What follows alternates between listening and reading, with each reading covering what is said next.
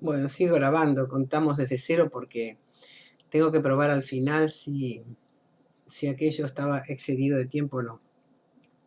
Les decía que algunas conductas de Atenas en los años siguientes son bastante inequívocas respecto a que efectivamente esto se convirtió en un tipo de imperio, un imperio que no anexa territorios, pero que tiene, sería más adecuado decir un imperialismo, ¿no? Tiene una hegemonía, un dominio político muy claro sobre las islas. Por ejemplo, impone su régimen de gobierno, el democrático. Esto lo vamos a ver en otro video, o empezaremos en este mismo, no sé. Pero más allá de que sea, digamos, más progresista el sistema democrático, de todos modos el resultado es que Atenas lo impone a sus socios, a sus aliados, de modo que no es tan libre, no es tan soberana, no es una confederación donde de alguna manera todos tienen una soberanía y se ponen de acuerdo en algunos intereses comunes, como pueden ser los intereses defensivos. Cuando hay una disonancia política, o más aún cuando hay rebeliones contra el dominio de Atenas, como va a haber en Naxos, va a haber en Samos, va a haber en Mileto, entre los años 470 y 450 va a haber, y 440 va a haber muchas ciudades que se rebelan, que no ven ya el peligro persa como una amenaza real y quieren de alguna manera quebrar este predominio ateniense. Bueno, ahí Atenas responde con las armas, ¿no?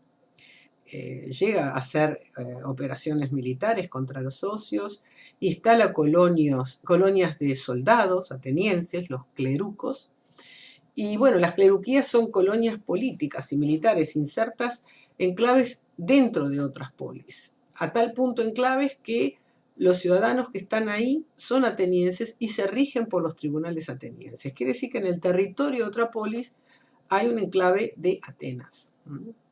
Esto es claramente un imperialismo.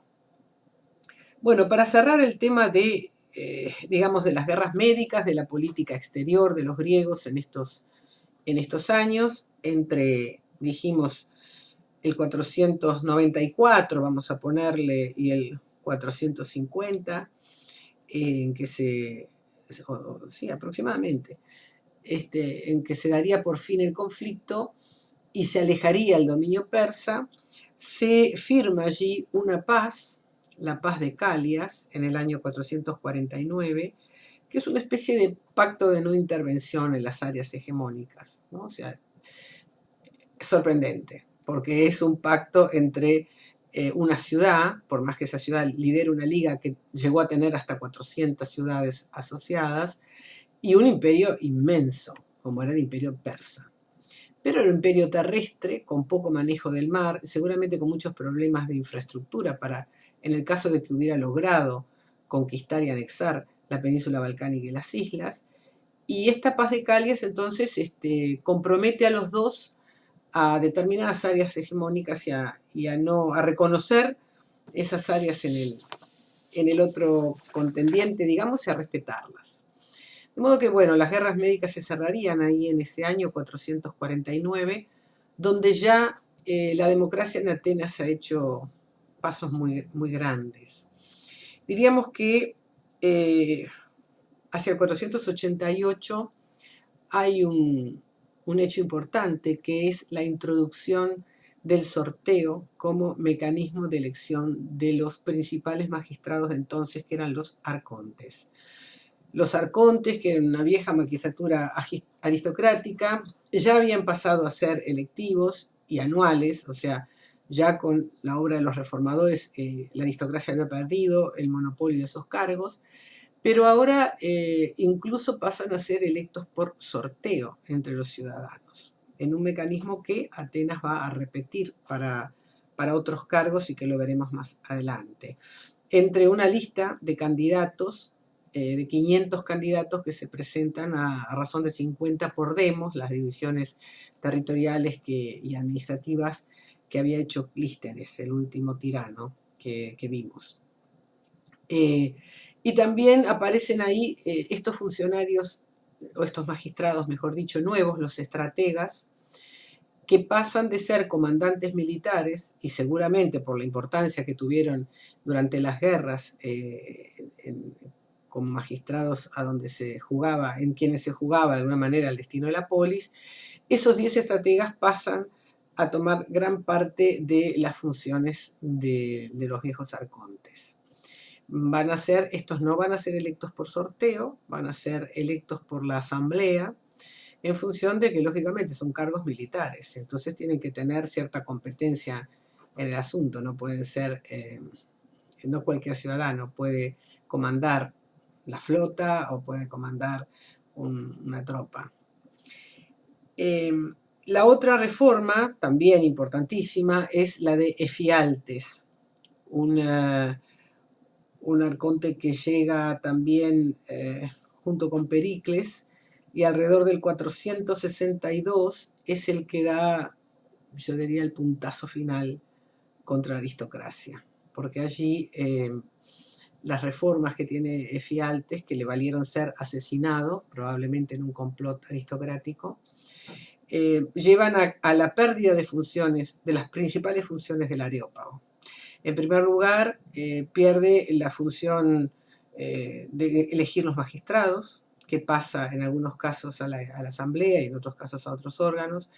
Pierde la función de guardián de las leyes, que en estados donde no había constitución escrita, la función de guardián de las leyes era aquel que podía decir qué estaba de acuerdo y qué no, recuerdo a las leyes de la ciudad, que bueno, estaban archivadas, pero era como una especie de gran censor, como después van a ser en Roma los censores, ¿no? El que podía decir esto está bien o esto está mal. Esas funciones van a pasar al tribunal de los Eliastas. Para que haya una idea, son esos jueces de los Eliastas que van a condenar a Sócrates, justamente por una acusación de impiedad. O sea que ahí vemos la importancia que tenía en aquellas ciudades lo que se llamaba el control de las costumbres o el guardián de las leyes.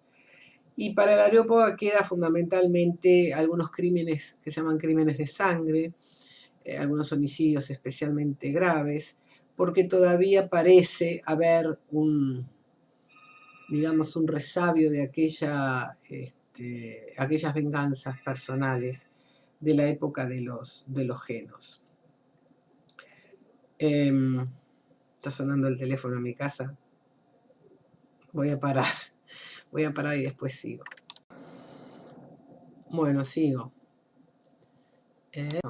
Sigo, creo que sigo, espero que siga grabando. Decíamos que entonces a partir de esos años del 460, por ponerle una fecha, estarían más o menos dibujadas o diseñadas las instituciones que van a ser más características de la democracia ateniense en el siglo XV, o sea, el periodo clásico, o que también se llama de la democracia radical, porque fue de alguna manera el momento de mayor apertura de este régimen político, ¿no? La institución central de la democracia del siglo V es la asamblea o eclesia. La eclesia está abierta a todos los ciudadanos. Hay que aclarar, claro, quiénes son ciudadanos. Entonces, en principio, los ciudadanos son los varones libres, mayores de 18 años, nacidos en Atenas. Esto es un porcentaje muy menor de la población, porque quedan fuera las mujeres, por supuesto, los esclavos y también los extranjeros.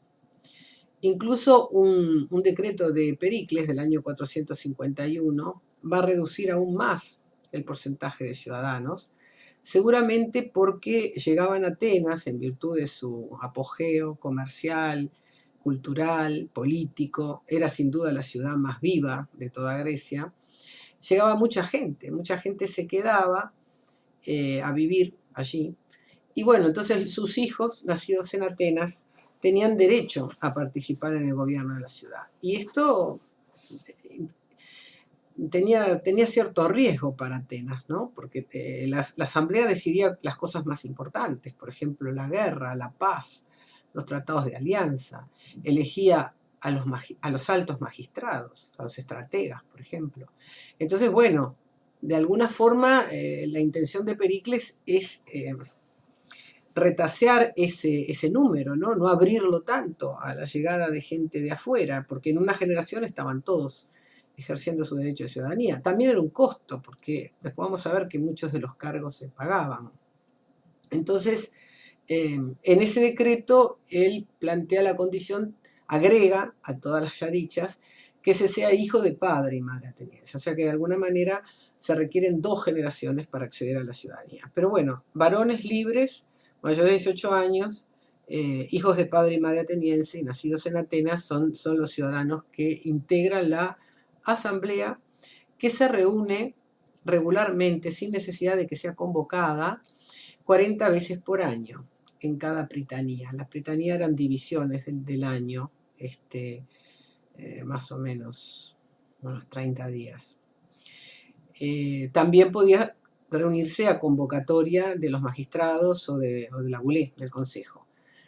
Pero bueno, esto implica el que se reúna sin ser convocada, o que se reúna regularmente, implica que es un órgano importantísimo, porque es un órgano regular de gobierno.